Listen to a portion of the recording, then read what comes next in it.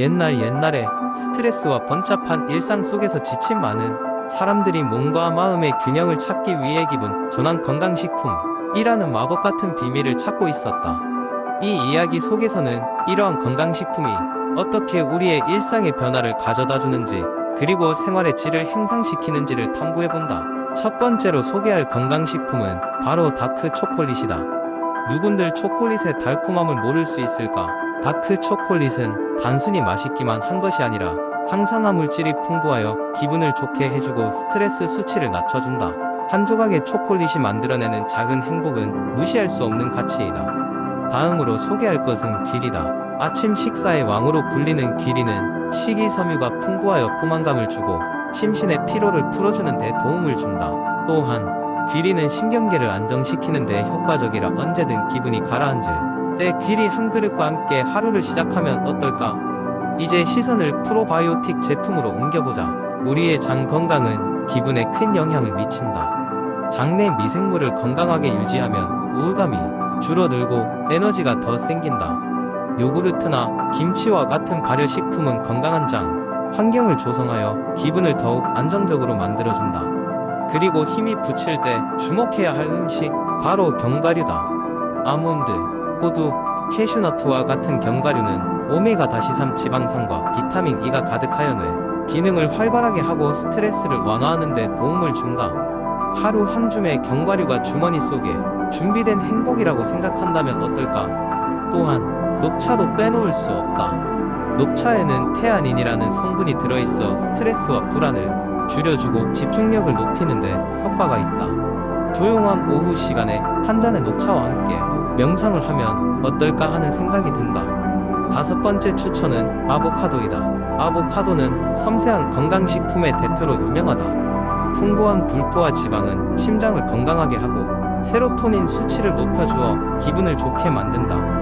하루아침을 아보카도 샌드위치로 시작하는 것도 멋진 선택일 것이다. 볼에 가득 채운 여러가지 베리도 놓칠 수 없다. 블루베리, 라즈베리 등 다양한 베리는 체내의 산화 스트레스를 줄여주고 비타민C가 많아 면역력을 높여준다.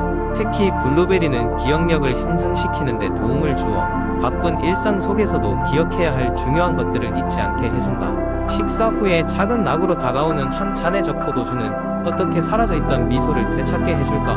적포도주에 들어있는 레스베라트롤은 항산화 작용을 하여 심장을 건강하게 하고 혈액순환을 돕는다. 하지만 너무 과하지 않도록 주의해야 한다. 마지막으로 자몽을 떠올려보자. 자몽은 단순한 과일 이상의 가치가 있다. 풍부한 비타민C와 섬유질이 몸 안의 해독을 도와 피로를 해소하며 깔끔한 뒷맛이 입안을 상쾌하게 해준다. 이 이야기 소 결까지의 건강식품들은 단지 음식 그 자체로만이 아닌 9시 뉴스처럼 반복되는 일상에서 벗어나 자신에게 작은 선물 같은 존재가 될 수 있었다. 몸과 마음을 돌보는데 필요한 음식들이 주는 힘을 알아가는 과정은 새로운 생활에 활력을 가져다 주었다. 두 번째 이야기, 옛날 옛적도 아니고 불과 몇 년 전만 하더라도 다이어트는 주로 굶기와 운동이라는 두 가지 기둥 위에 서 있었다. 그러나 빠르게 변화하는 현대 사회에서 시간과 에너지를 아끼면서도 효과를 내는 방법에 대한 수요가 급증했다. 이에 발맞춰 떠오른 것이 바로 간단하고 빠른 다이어트 트렌드이다. 최근 몇 년간 인기를 끈 다이어트 방법 중 하나는 간헐적 단식이다. 하루 중 일정 시간만 음식을 섭취하고 나머지 시간은 단식하는 방식으로 현대인의 바쁜 스케줄에 맞춘 다이어트 방법이다. 이 방법의 매력은 확실히 간편함에 있다. 메뉴를 따로 짤 필요 없이 일정한 시간에만 식사를 하면 된다. 특히 16-8 패턴, 즉 16시간 단식을 하고 8시간 동안만 식사를 하는 방법이 대중적이다. 초기에는 공복에 제대로 대처할 수 있을까 하는 우려가 있었으나 많은 사람들이 한번 해본 이후로 그 효과와 간단함에 매료되고 있다. 또 다른 트렌드는 간편식 다이어트이다. 건강과 다이어트를 동시에 생각한 간편 음식이 다양하게 출시되면서 바쁜 직장인이나 학생들 사이에서 인기를 끌고 있다. 저칼로리 스낵, 단백질 쉐이크, 식사 대용바 등은 편리하면서도 영양가를 고려하여 만들어졌기 때문에 식사 준비에 시간을 들이지 않고도 다이어트 효과를 볼 수 있다. 이와 더불어 밀프렙 문화도 확산되고 있다. 주말에 일주일치 식사를 한 번에 준비해두면 평일에 식단 걱정 없이 편안하게 다이어트를 이어갈 수 있는 방식이다.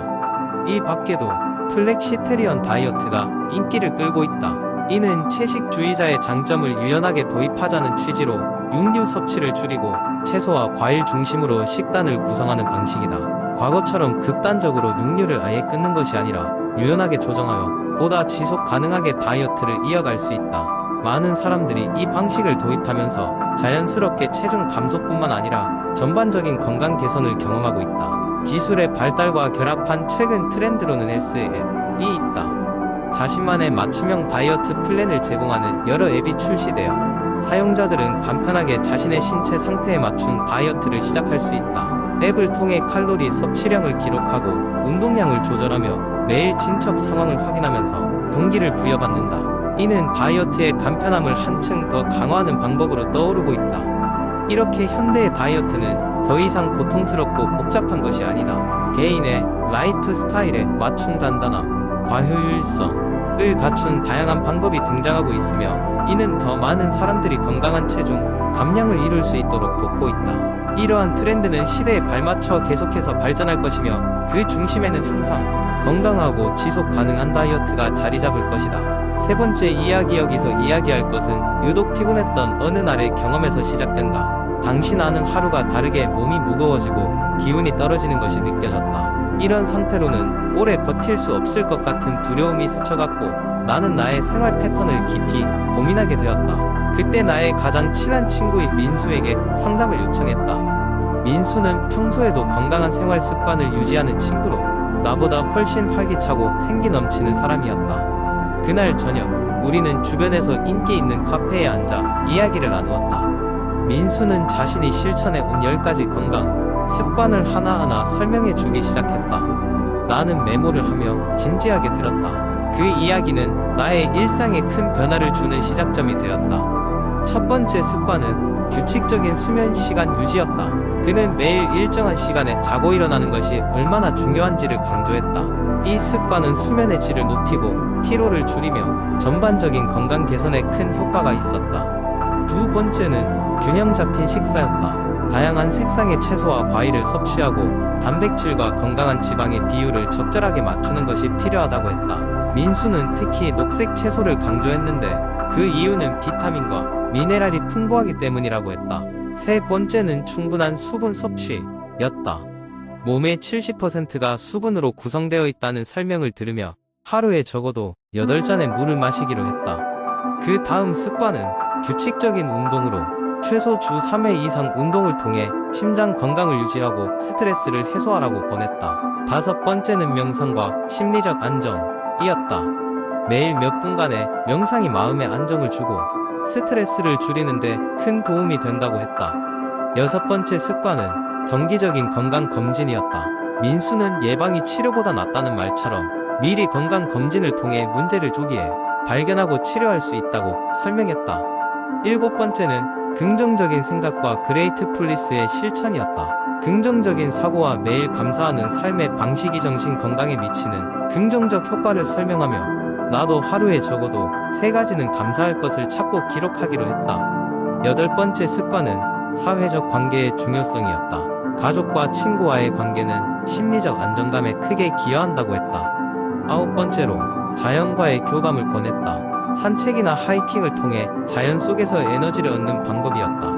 마지막 열 번째는 자아 성찰과 발전을 위한 독서였다. 성장과 배움을 위한 독서는 끊임없이 나를 발전시키는 가장 강력한 도구가 될 것이다. 민수와의 그날 대화 이후로 나는 이 습관들을 하나씩 실천하기 시작했다. 변화는 점차 나타났고 나는 다시 에너지가 넘치는 자신을 되찾을 수 있었다. 민수 덕분에 이제 나는 하루하루를 더욱 건강하고 충만하게 살아가고 있다. 이 이야기가 독자들에게도 건강한 삶을 위한 가이드를 제공할 수 있기를 바란다.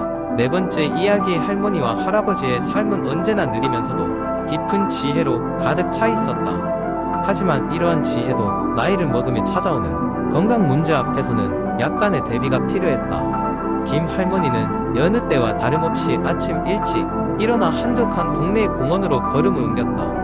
공원은 아침마다 그녀에게 활력을 주는 공간이었고 근처에 사는 친구들과 가볍게 스트레칭하며 이야기를 나누는 것이 그들의 일과 중 하나였다. 어느 날 평소보다 약간 빠른 걸음으로 공원에 도착한 김 할아버지는 할머니께 무언가를 다급히 전하려는 듯 보였다. 여보, 이거 봐봐. 인터넷에서 찾았는데 노년기에 더욱 신경 써야 하는 건강관리 팁들이래요. 할아버지가 가져온 정보는 단순하면서도 실용적인 내용으로 가득했다. 첫 번째 팁은 영양에 관한 것이었다. 우리가 가장 쉽게 간과할 수 있는 부분이 음식이잖아요. 영양을 고루 섭취하는 게 중요하대요. 특히 단백질과 비타민, 미네랄 공급을 제대로 해야 한대요. 둘은 그날 저녁부터 식탁에 다양한 색의 채소와 고기, 생선을 고루 준비하기 시작했다. 김 할머니는 컬러풀한 식단이 몸에 주는 변화를 느끼며 활기가 도는 걸 알 수 있었다. 두 번째는 운동이었다. 운동이 좋다는 건 다들 알지만 꾸준히 하기 쉽지 않잖아요. 하지만 이곳엔 매일 와서 산책이라도 하면서 함께하는 게 중요한 거래요. 이렇게 하여 할머니와 할아버지는 매일 아침 공원이 아닌 날이 거의 없을 정도로 성실히 운동을 했다. 그 결과 무릎 통증이 서서히 줄어드는 것을 체감할 수 있었다. 세 번째는 정신건강 관리였다.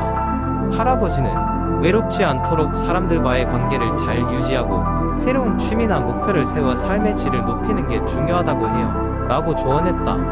그래서 두 사람은 동네 도서관에서 열리는 책 읽기 모임에도 나가기 시작했고 집에서는 퍼즐과 같은 게임을 즐기며 시간을 보내기 시작했다. 그러던 어느 날 김 할아버지는 특별한 활력을 느꼈다. 친구들과의 만남이 즐거워지고 몸이 더 건강해진 것 같은 기분이 들었기 때문이다. 그들의 주변 사람들은 그 변화에 놀랐고 비결을 묻기도 했다. 김 할머니는 그들에게 웃으며 말했다. 비결이라기보다는 우리가 서로를 챙기며 계절을 보내는 과정에서 많이 배웠어요. 우리 나이에서는 서로의 건강을 챙기는 게 가장 큰 사랑이거든요. 이러한 여러 건강 관리 팁 덕분에 김 할머니와 할아버지는 노년이라는 계절을 아름답게 보내며 그들의 이야기는 동네의 작은 전설처럼 퍼져나갔다. 한 사람에게만 적용되는 것이 아니기 때문에 노년을 준비하거나 경험하고 있는 사람들에게는 모두 의미 있는 조언이었다. 이제 그들은 매일의 삶이 그 자체로 즐거운 여정이 되었다. 노화는 피할 수 없는 것이지만 그 속에서도 건강한 삶을 누릴 수 있도록 이 같은 지혜로운 선택들이 함께하고 있었다.